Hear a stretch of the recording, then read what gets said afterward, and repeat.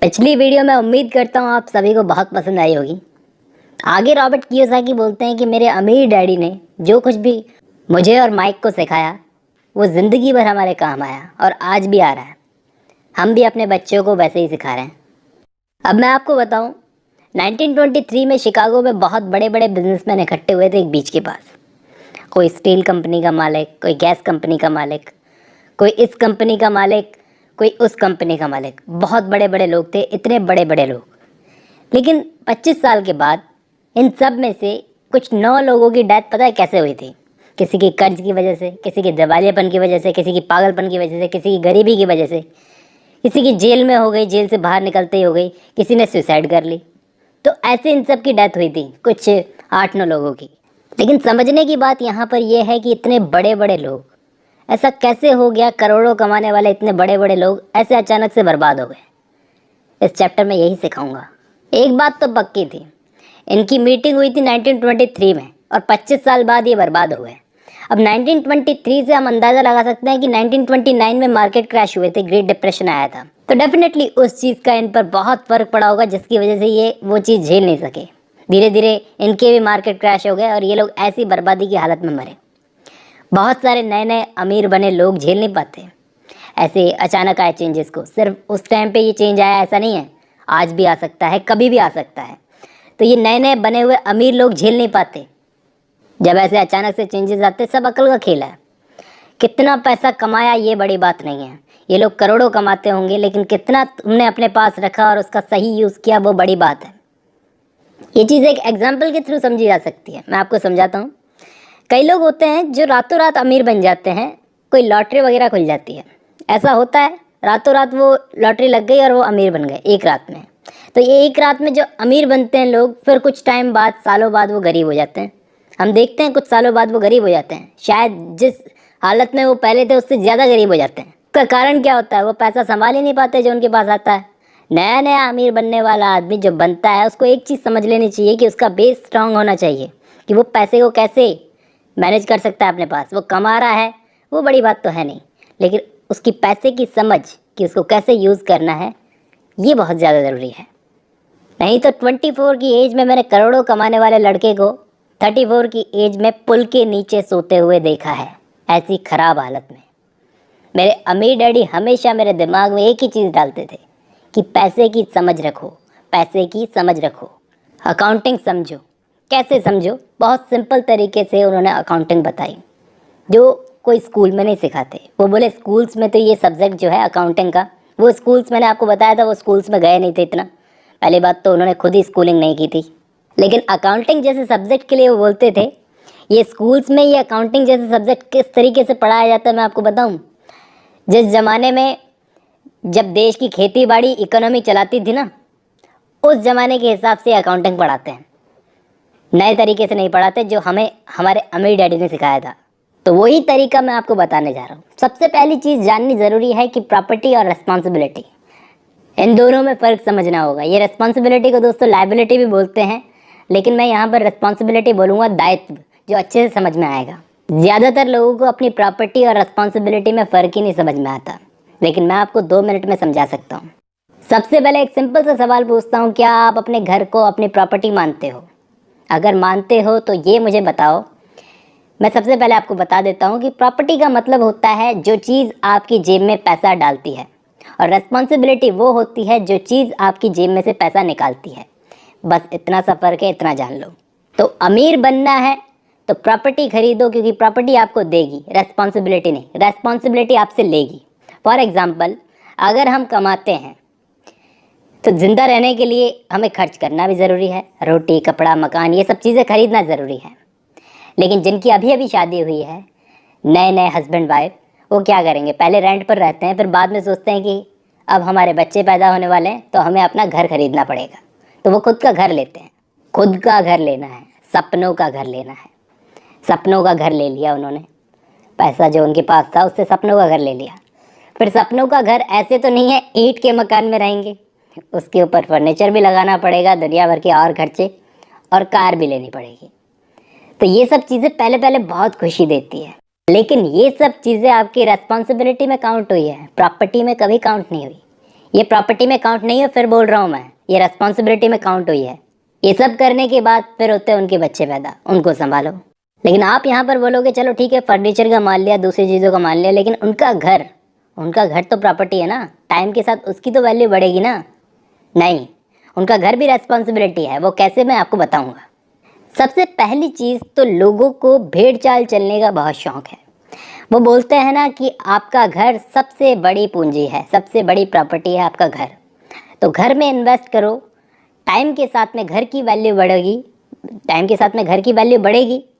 Loan लेके सबसे पहले घर लो, फिर सालों तक लोन चुकाते रहो, किसी ना किसी दिन एक दिन तो घर आपका हो जाएगा और तब तक घर की कीमत भी बढ़ जाएगी।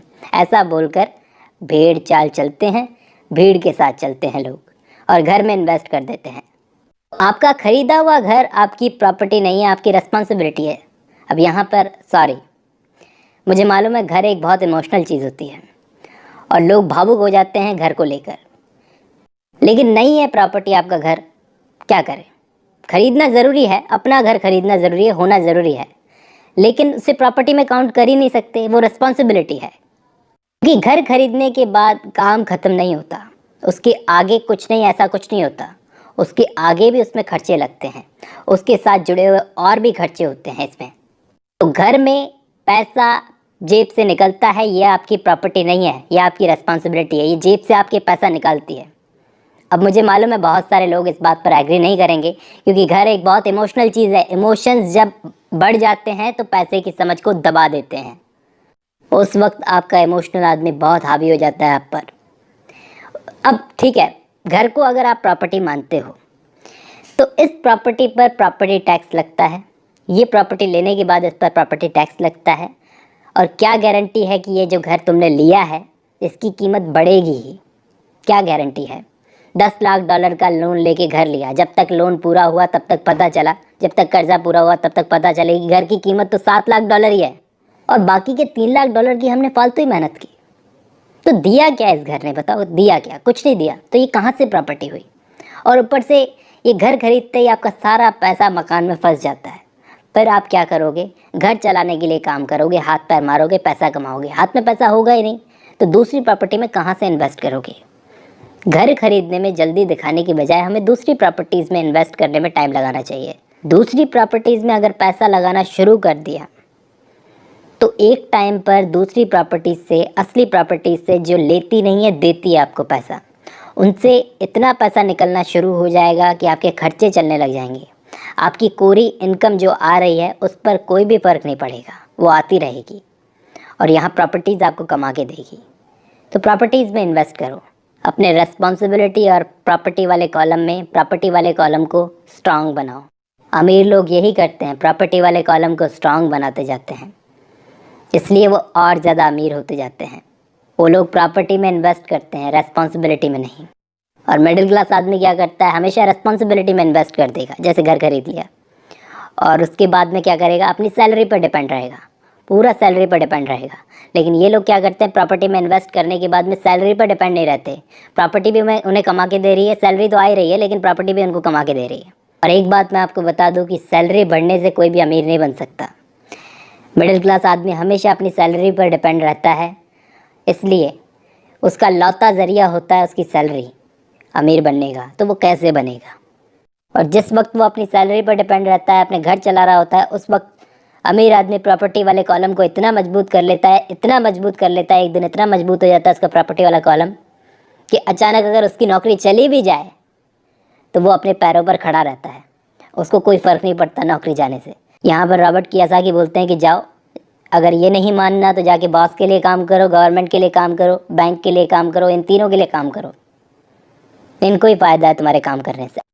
दौलत का सही मतलब यही है कि आपका पैसा, कमाया हुआ पैसा कितना पैसा बना रहा है। वो पैसा गलत जगह पर नहीं लगा, पड़ा नहीं रहा बैंकों में, वो पैसा आपके लिए काम कर रहा है, 24 घंटे काम कर रहा है और आपको पैसा कमा के दे रहा है।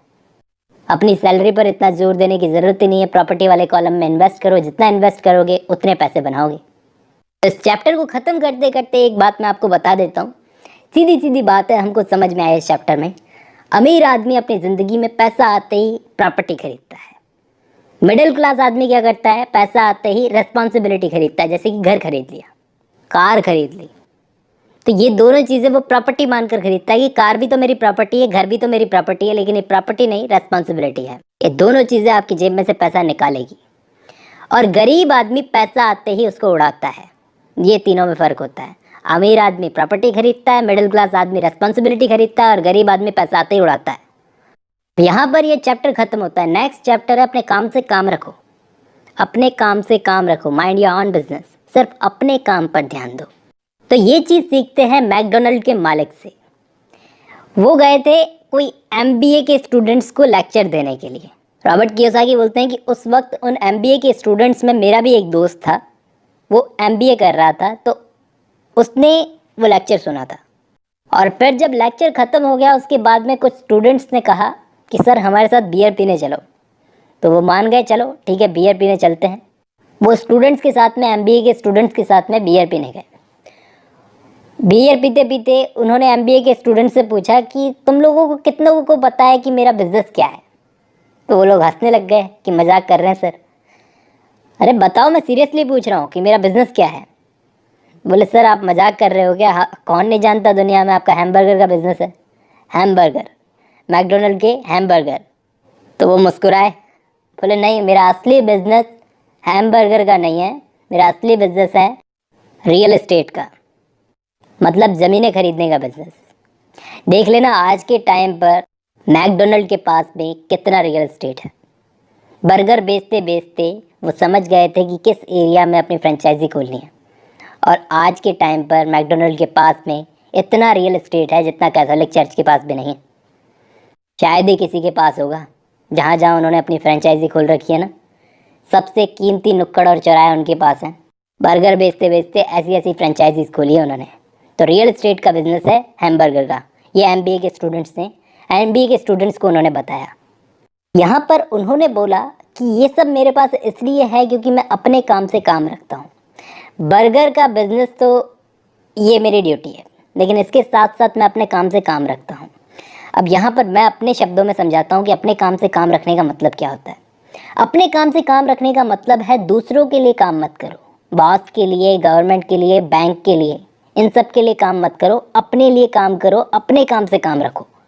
क्या फ़ायदा जब ज़िंदगी भर इन लोगों के लिए काम करके, बॉस, गवर्नमेंट, बैंक, इनके लिए काम करके अपने लिए कुछ ना बचा सको ज़िंदगी में। एंड में अगर मैं किसी से पूछूं, एक बंदे से पूछा कि तेरा बिजनेस क्या है, तो बोला कि मैं बैंकर हूँ।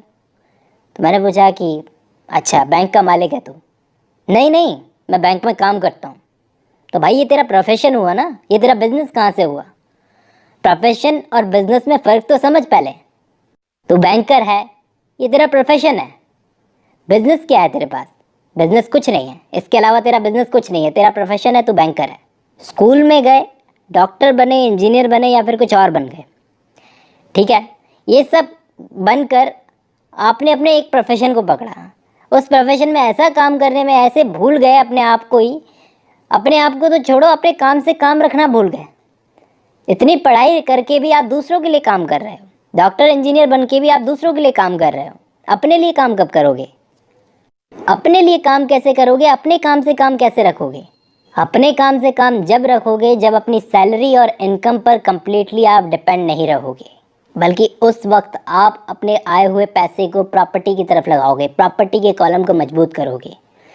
मतलब ज़्यादातर लोग कहते हैं कि हम जॉब में खुश नहीं हैं। वो बोलते हैं कि हम पढ़ लिख कर अच्छी खासी इनकम वाली नौकरी को पकड़ेंगे, लेकिन वो कोई सॉल्यूशन है क्या? बताओ, ये कोई सॉल्यूशन है क्या? वो नई नौकरी में जाकर आप नए आदमी के लिए काम करोगे, अपने लिए काम नहीं करोगे। अपने लिए काम जब करोगे जब आप उस कम इनकम वाली नौकरी से भी पैसा आए, उसको अपनी प्रॉपर्टी में इन्वेस्ट करके उसको स्ट्रांग बनाओ। ज़्यादा पैसा कमा के कुछ नहीं हो सकता है। ज़्यादा पैसा तो कमा लोगे, लेकिन उसका यूज़ ही नहीं सीख पाओगे तो ज़िंदगी भर किल्लत रहेगी। तो घर नाम की जो प्रॉपर्टी है, जिसको हम सपनों का घर बोलते हैं, वो हर महीने हमारी जेब में से पैसे निकलवा रही है। यकीन नहीं आता कैसे निकलवा रही है। ये बात तब समझ में आएगी जब अचानक से नौकरी चली जाएगी। दोस्तों मैं आपको बताऊं कि अभी लॉकडाउन का टाइम चल रहा है, कई लोगों की नौकरी चली गई, कई लोग घर में बैठे हुए हैं। तब उनको जाके समझ में आ रहा है कि घर में उनके पैसे कितने लग रहे हैं। घर नाम की प्रॉपर्टी, जिसको वो प्रॉपर्टी समझते हैं, वो रिस्पॉन्सिबिलिटी उनसे कैसे पैसे निकलवा रही है। अरे ऐसी प्रॉपर्टी किस काम की जब दिक्कत आए ज़िंदगी में, कोई प्रॉब्लम आए बहुत बड़ी, जिस चीज़ को हम प्रॉपर्टी समझते हैं वो मुश्किल के टाइम पर, इस प्रॉब्लम के टाइम पर हमारी हेल्प ही नहीं कर सक रही है। प्रॉपर्टी तो एक्चुअली वो होती है जो मुश्किल टाइम में हमारी मदद करे, हमें स्ट्रांग बना करके रखे, हमें पैसा दे, जॉब चली भी जाए तो भी पैसा दे, घर में तो और पैसा लगाना पड़ेगा। जो हम कार, ये टीवी, ये जूते, ये सारी चीज़ें लेते हैं ना, इसको एक एग्जाम्पल के थ्रू सब क्लियर कर दूंगा मैं। एक बार क्या है, मैंने अपना सारा पैसा रियल एस्टेट में लगा रखा था, मतलब ज़मीनों वगैरह में लगा रखा था, हाथ में कुछ भी नहीं था पैसा। तो मुझे लोन की ज़रूरत थी, लोन लेना था, मेरे पास कुछ नहीं था। तो मैंने क्या किया, मेरे गैरेज में कुछ गोल्फ क्लब पड़े थे जिनको लिए हुए कुछ ज़्यादा टाइम नहीं हुआ था, नए नए थे मेरे पास। इसके अलावा मेरा आर्ट कलेक्शन पड़ा था, बुक्स पड़ी थी, टीवी पड़ी थी, अरमानी सूट्स पड़े थे, जूते पड़े थे, बाकी सारी काफ़ी सारी चीज़ें थी। तो इन सब चीज़ों को मैंने अपनी प्रॉपर्टी में दिखा दिया कि ये मेरी प्रॉपर्टी है, इनके बेस पर मुझे लोन दिलवा दो। लेकिन मेरा लोन रिजेक्ट हो गया। इन सब चीज़ों को प्रॉपर्टी में नहीं गिना गया। क्यों? क्योंकि अकाउंटिंग की नज़र में ये सब चीज़ें कचरा है।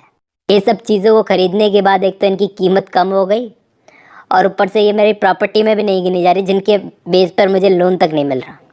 तो बताओ, ऐसी चीज़ों को ख़रीदने से क्या फ़ायदा जिनकी कीमत घर लाते ही कम हो जाती है। फॉर एग्ज़ाम्पल, जैसे नई नई आपने शोरूम से कार निकलवाई है, नई नई शोरूम से कार लेने गए और जिस मोमेंट उस कार को शोरूम से बाहर निकाला, उसी मोमेंट उस कार की कीमत 25% कम हो गई। तो बताओ वो किस तरह से प्रॉपर्टी हुई? जिसने नुकसान करवाया, जिसने कुछ दिया ही नहीं। मोबाइल खरीदो, कुछ मिनटों बाद उसको निकल करके, उस दुकान से निकल करके देखना, वापस उसी दुकानदार के पास लेके जाओ, आधे में भी नहीं खरीदेगा वो। अब रॉबर्ट कियोसाकी बोलते हैं कि ये सब चीज़ें मैं उन जवान लड़के लड़कियों को बोल रहा हूँ जिन्होंने अभी तक अपने माँ बाप का घर नहीं छोड़ा है। समझ लो, प्रॉपर्टी और रिस्पॉन्सिबिलिटी में फ़र्क समझ लो। टाइम अभी भी है। अभी से अपने प्रॉपर्टी वाले कॉलम को स्ट्रॉन्ग करना शुरू कर दो। महंगे महंगे मोबाइल और गाड़ियाँ लेने की बजाय ऐसी जगह पैसा लगाओ जो आपको वहाँ से पैसा दे। फिर बाद में तो शादी हो जाएगी, फिर तो हो गया पैसा सेव। शादी के बाद में जो हम पैसा सेव करते हैं ना, उस साइड में रखा हुआ पैसा पता है किस चीज़ के लिए होता है? आड़े वक्त कोई बीमारी आ जाती है, कोई प्रॉब्लम आ जाती है, दूसरी प्रॉब्लम आ जाती है, तो उसके लिए। वो आपकी प्रॉपर्टी नहीं होती। अब एक चीज़ ज़रूर दिमाग में आ रही होगी कि रिस्पॉन्सिबिलिटी समझा दिया, लेकिन ये प्रॉपर्टी किए जा रहे हो, ये प्रॉपर्टी है क्या आखिर? प्रॉपर्टी वो होती है जो पिछली वीडियो में मैंने समझाया था, ऐसा बिजनेस जिसमें मेरे होने ना होने की कोई ज़रूरत नहीं है, मेरे ना होने पर भी वो बिज़नेस चल रहा है। जैसे बचपन में खोली हुई लाइब्रेरी जिसका मालिक मैं था, लेकिन मैं वहाँ पर मौजूद नहीं था, फिर भी पीछे से कोई और मेरी लाइब्रेरी को चला रहा था। तो पीछे से मेरा बिज़नेस चल रहा है, ये होता है मेरा बिज़नेस, ठीक है। अगर उस लाइब्रेरी को मुझे खुद जाकर चलाना पड़े तो वो बिज़नेस नहीं होगा, याद रखना, वो मेरी नौकरी होगी। बिज़नेस वो होता है जहाँ मेरे ना होते हुए भी मेरा बिज़नेस चलता रहे, वो होता है बिज़नेस। और इसके अलावा प्रॉपर्टी होती है stocks, mutual funds, real estate और भी ऐसी बहुत सारी चीज़ें जिनसे वैल्यू बढ़ती है, जिनकी वैल्यू बढ़ती है, जो हमें कमा के देती है। और ध्यान रखना यहाँ पर बहुत ही काम की चीज़, हमेशा ऐसी ही प्रॉपर्टी में इन्वेस्ट करना चाहिए। रॉबर्ट कियोसाकी खुद बोलते हैं ऐसी प्रॉपर्टी में इन्वेस्ट करना चाहिए जिसमें इंटरेस्ट हो, जिस चीज़ से, जिस प्रॉपर्टी से तुम्हें प्यार हो। जैसे कि रियल एस्टेट से मुझे बहुत प्यार है, 24 घंटे मैं घूर सकता हूँ अपने रियल एस्टेट को। तो उस चीज़ का क्यों ऐसी चीज़ में इन्वेस्ट करना चाहिए? क्योंकि उस चीज़ का तुम ध्यान रखोगे। ऐसे नहीं होना चाहिए कि रियल एस्टेट में इन्वेस्ट करने के बाद उससे कोई मतलब ही नहीं है, अपने आप ही बढ़ती जाएगी, ऐसे नहीं होता। उसका ध्यान रखना पूरा ज़रूरी है। तो यहाँ पर प्रॉपर्टी वाले कॉलम को स्ट्रांग बनाने की बात की गई है।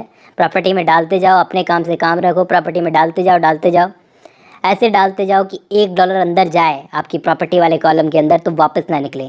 जैसे ही वो $1 अंदर जाता है आपके प्रॉपर्टी वाले कॉलम के अंदर, तो वो आपका वर्कर बन जाता है, आपके लिए काम करने लगता है, 24 घंटे काम करता है, बस आप ही के लिए काम करता है।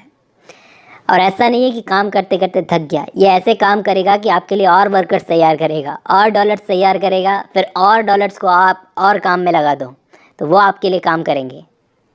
और जब इस प्रॉपर्टी से पैसा इतना आने लगे कि ठीक ठाक आने लगे, तो आपको ऐसा लगे कि हाँ अब मैं ख़रीद सकता हूँ अपनी कार वगैरह, तब जाके अपनी इच्छाएं पूरी करो, अपनी लग्जरी का सामान लो। वो कहते हैं, एक बहुत पुरानी कहावत है, रॉबर्ट कियोसाकी कहते हैं कि अमीर लोग अपनी लग्जरी सबसे एंड में खरीदते हैं। अपनी सुविधाओं की चीज़ें जैसे कि कार हो गई और दूसरे महंगे महंगे मोबाइल हो गए, ये तब खरीदते हैं जब उनकी प्रॉपर्टी वाला स्ट्रांग हो जाता है, प्रॉपर्टी वाला कॉलम स्ट्रांग हो जाता है और उससे अच्छे खासे पैसे आने लगते हैं। इसके लिए वेट करना पड़ता है और सबसे एंड में खरीदते हैं। अमीर लोग अपनी लग्जरी की चीज़ें सबसे एंड में खरीदते हैं, जबकि एक मिडिल क्लास आदमी या गरीब आदमी अपनी लग्जरी की चीज़ें सबसे पहले खरीदेगा। इसका मतलब क्या होगा पता है?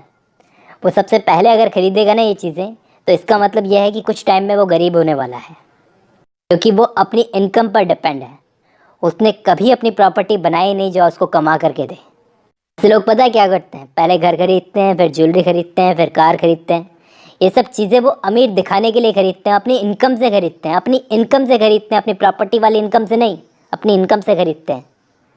तो दिखावे के लिए खरीदते हैं कि हम अमीर हैं, लेकिन असलियत में सच में जो अमीर होता है वो पहले अपनी प्रॉपर्टी वाले कॉलम को स्ट्रॉन्ग करेगा। देख लेना, पीढ़ियों से जो अमीर है ना लोग, वो लोग सबसे पहले प्रॉपर्टी वाले कॉलम को स्ट्रॉन्ग करते हैं। वो कॉलम स्ट्रॉन्ग रहना चाहिए, उससे जो पैसे आते हैं उस पैसे से वो चीज़ें खरीदते हैं। फिर चाहे उनको कार लेनी हो, हेलीकॉप्टर, ये उनकी मर्ज़ी है। शर्त यह है कि प्रॉपर्टी वाला कॉलम मजबूत होना चाहिए, इंतज़ार करना चाहिए, उसके मजबूत होने का इंतज़ार करना चाहिए। उनसे जो चीज़ें आएंगी ना, वो वाकई में आपको अमीर होने का एहसास दिलाएंगी। और बाकी जो पहले ख़रीद लेते हैं चीज़ें अपनी इनकम से ही, वो बाद में चिढ़ने लगते हैं उन चीज़ों से कि हमने ये क्या कर लिया, पैसे को ऐसी जगह लगा दिया जहाँ से कुछ मिलता नहीं है। तो इसी के साथ अपने काम से काम रखो, दूसरों के लिए काम मत करो। आज की वीडियो में इतना ही, बाकी का नेक्स्ट चैप्टर में।